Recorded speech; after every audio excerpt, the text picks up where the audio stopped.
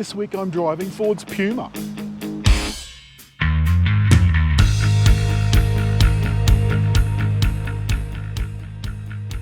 Puma may be small, but it really is packed with lots of stuff.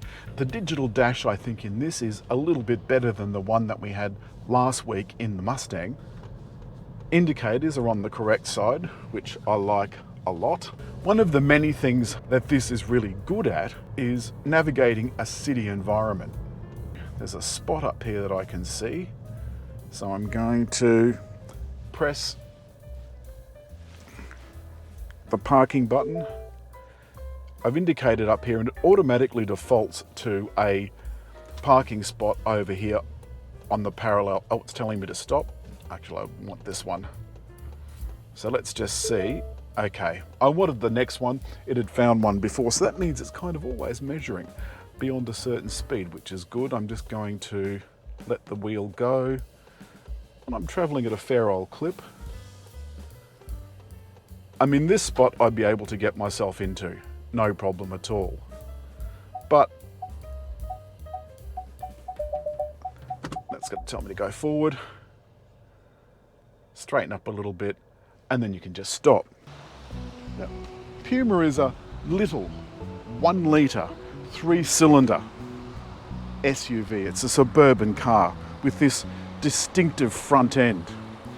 It's a little bit cutesy pie, and I can cope with that. Of course, it's got several models, including the ST line, which has these extra wheels. And of course, this is the V, which is the even better topper model. There's only 3. It's got these little ridges for the automatic locking. And there are some options as well. There's the sunroof, and I'll put a list of those options up on the back. Now, the best thing about this is that it's got an electric tailgate. And one of the things I particularly like is the button is on the kind of outer surface. Now, inside, there's plenty of space. There's some 60/40 split seats. There's a little hook here for your bag, a 12-volt outlet, and the headrests, of course, are all sitting flat against the top of the seats, which I think is really important. There's the obligatory light and a flat floor, and it's a little spot here to stop your oranges from falling out. If you lift this, you'll find there's a big space underneath, but if you bring it all the way forward and then push it all the way back, you'll see that you get all of that extra space that you can use. Yes, that means the seats aren't flat when they're folded, but I can live with that.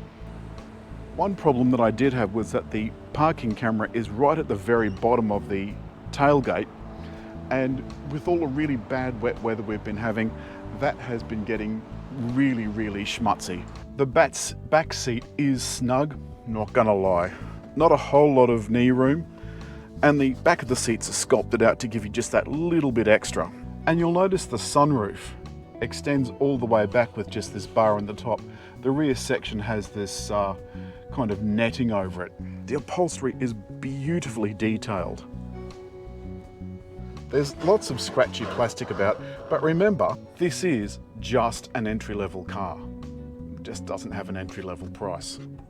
But it's the front where everybody wants to be. Now, to get out, you press the button again and tell it you want to exit. Indicate, okay. It's telling me to select reverse, go back. Now, I know there's a bar behind me which it hasn't seen. Oh, yes, it has.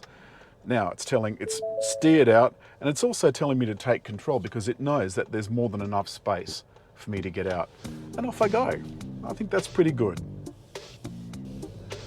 There's a couple of clever features too. In addition to that, if you just touch the lumbar support, on this car it's electric, and it brings up a little menu here including massage. It's not a very sophisticated massage, it's just operating the lumbar support, kind of rolling it up your back. Though, I'd rather have it off. Around town is where this car is going to be used most, but the ride is surprisingly good, considering that this is not a very long wheelbase, it's not a very big car, doesn't weigh very much. You'd think the 3-cylinder engine might be a bit insipid, but it's not. Hey Siri, take me to Ford. Okay, here's what I found. And it's brought me up to where I'm going, which is quite surprising. I'm going to press go. It's now brought it up on my 8-inch screen. A little bit mean, but it does the job. I'd like to see it just a little bit bigger. There's certainly the room for it.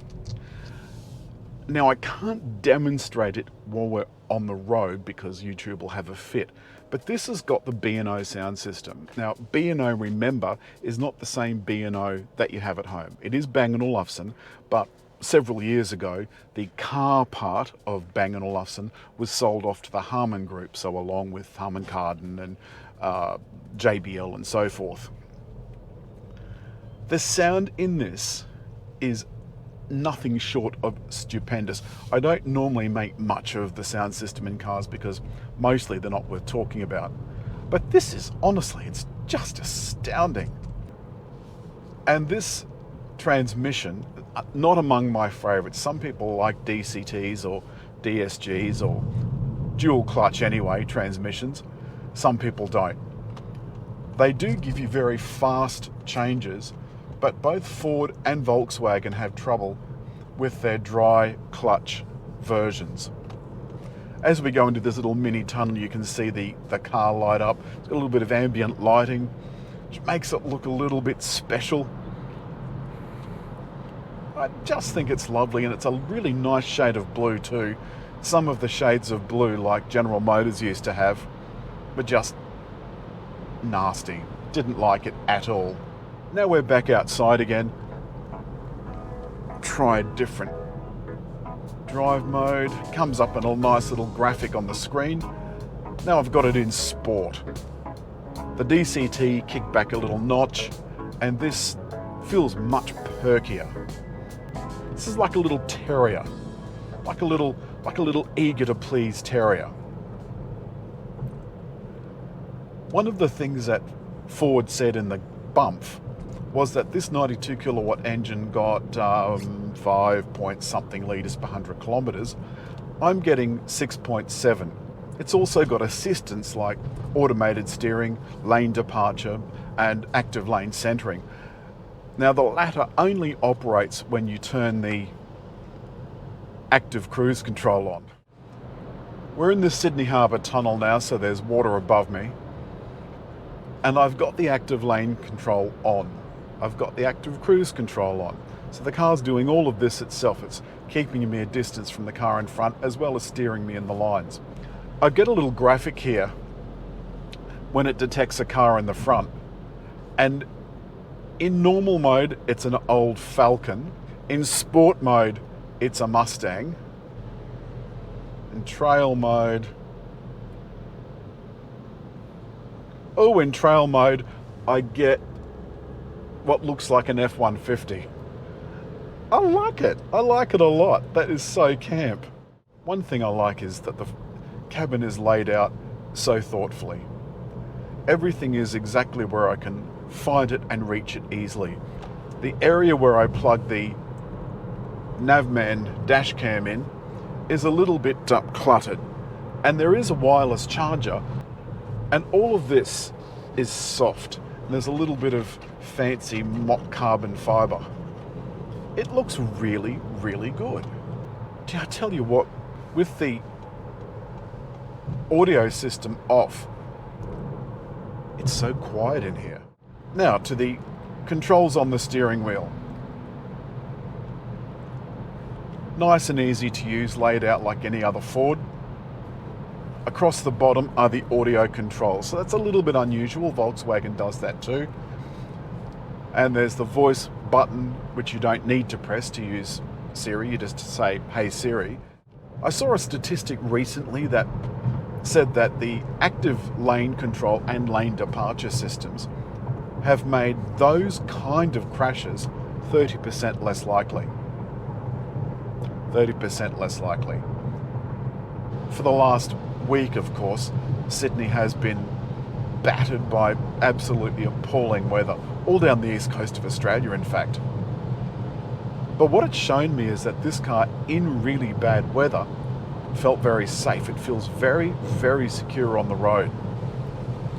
That, by the way, is why I didn't do the normal outside bit in the car, because I've been dodging this all day. Wow, that is really bucketing down.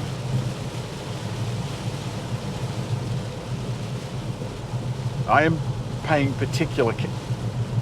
a lot of attention to what's going on up front, simply because all of these driver aids are not meant to replace good and careful driving and a driver keeping his attention on what's going on out front. I would happily own one of these cars and drive it a long distance. That's all this week for Ford's Puma. As always, hit like, leave a comment, and just there to subscribe.